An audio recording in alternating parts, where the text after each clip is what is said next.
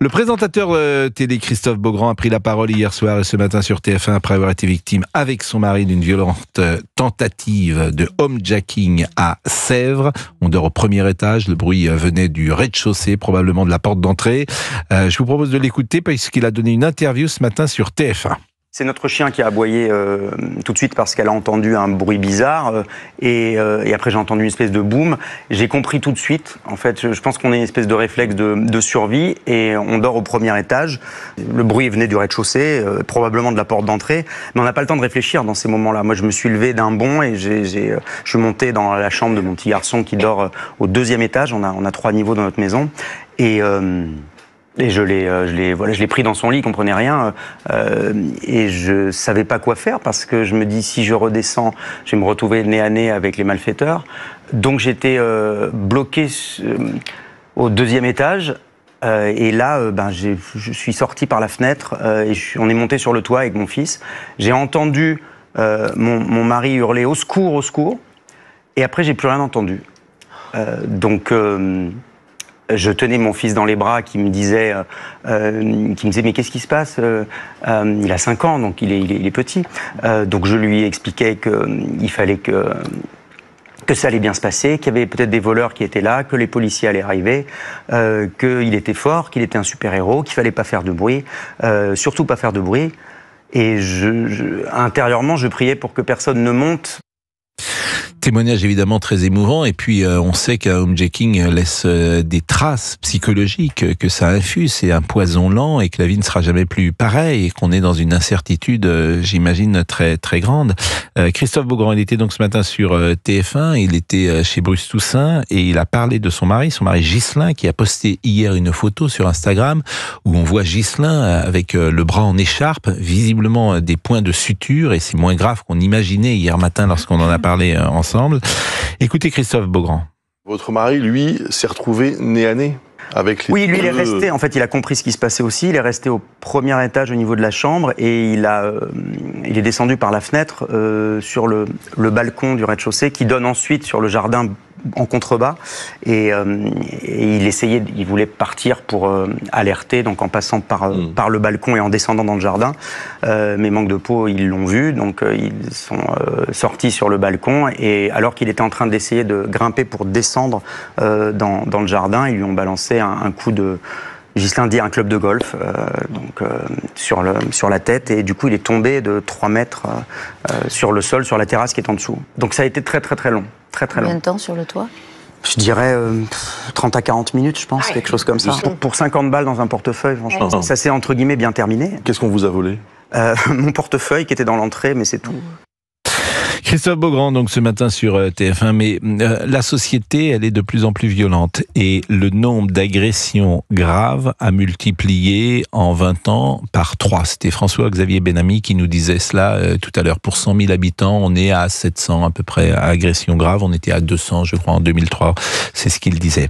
Donc, si la loi ne vient pas contrecarrer cela, ça continuera. Et la loi, c'est quoi ? Des peines plus fortes et une loi plus dissuasive. Homejacking, ça peut arriver à n'importe qui d'entre nous, bien évidemment, mais aucun de nous procédera à homejacking. Nous sommes d'accord, ni vous, ni moi, de ça. Moi, je suis pour une peine, mais d'une très grande sévérité. 20 ans.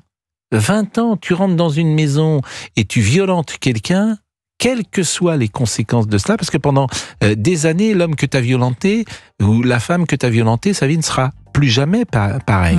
Je suis vraiment hyper répressif et en plus, je pense que c'est dissuasif. Mais manifestement, c'est pas la tendance que je vous dis là.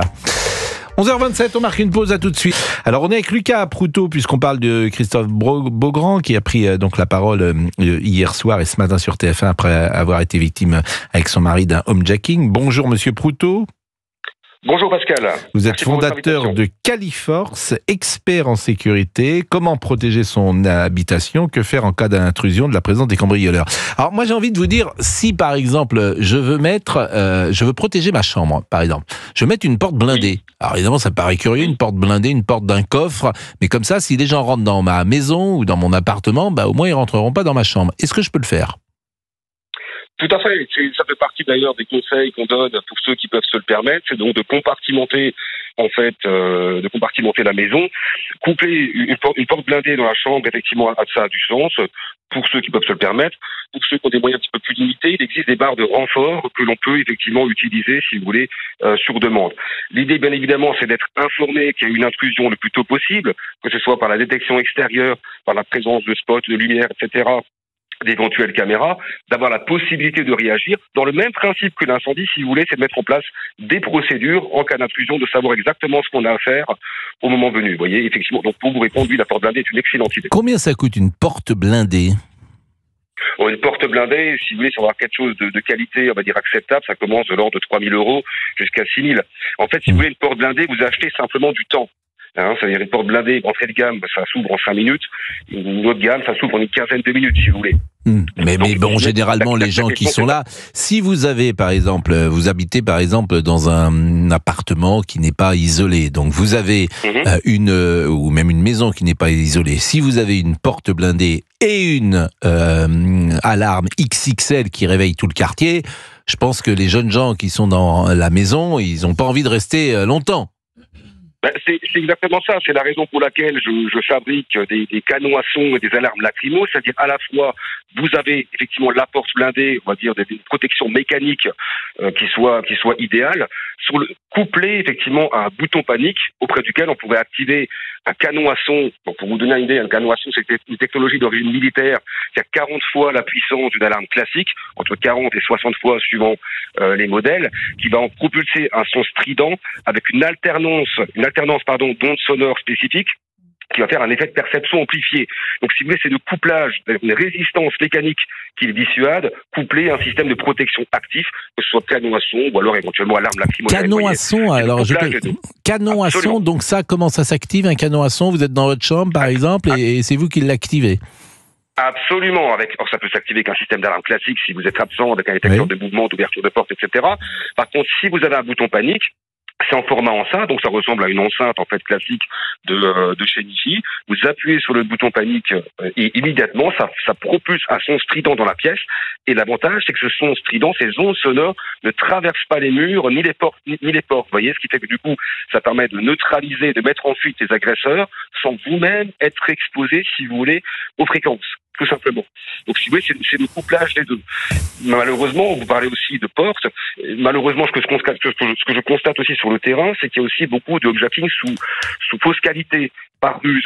Donc, effectivement, le problème, c'est qu'on peut très bien avoir une très bonne porte, mais si quelqu'un sonne à la porte et se fait passer pour le voisin, pour le livreur, oui. Malheureusement, les gens sont rapidement mis sous contrainte. Donc là, ça demande effectivement d'autres protocoles. Bon, évidemment, on sait, est-ce qu'on a des statistiques pour savoir si c'est davantage les maisons ou les appartements qui sont attaqués ou en homejacking? En tout cas, homejacking, ça veut dire que les gens sont à l'intérieur. Hein, c'est pas du tout la même chose que... moi, j'ai l'impression que lorsqu'on est dans une maison, et d'ailleurs Christophe, c'était dans une maison, on est un peu plus exposé que lorsqu'on est dans un appartement, mais peut-être que est-ce que je me trompe?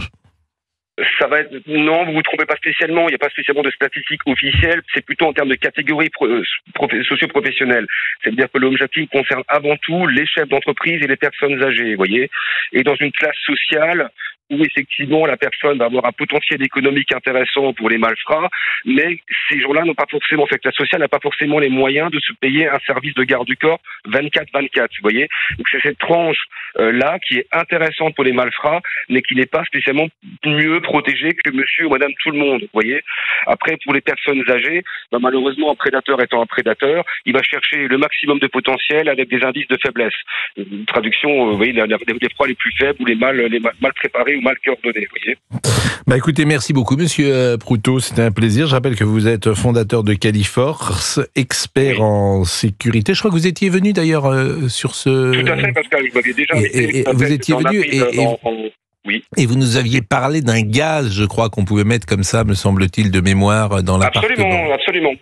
Absolument, tout de à la fait. fumée, exactement, de la fumée qui peut être... Du gaz anti-agression, c'est-à-dire que ce sont les mêmes gazeuses, ce sont des alarmes lacrymo, ça s'appelle Califorce, ce sont les mêmes gazeuses qui sont utilisées par des femmes et des commerçants pour pouvoir se défendre dans la rue.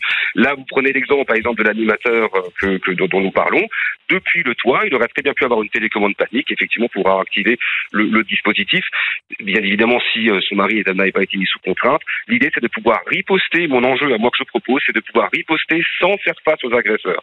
Que ce soit avec l'alarme lacrymo ou avec les canons à son, peu importe. Il n'y a pas de mauvais choix. Il est 11h39. Merci beaucoup. Merci pour votre invitation. Merci Lucas.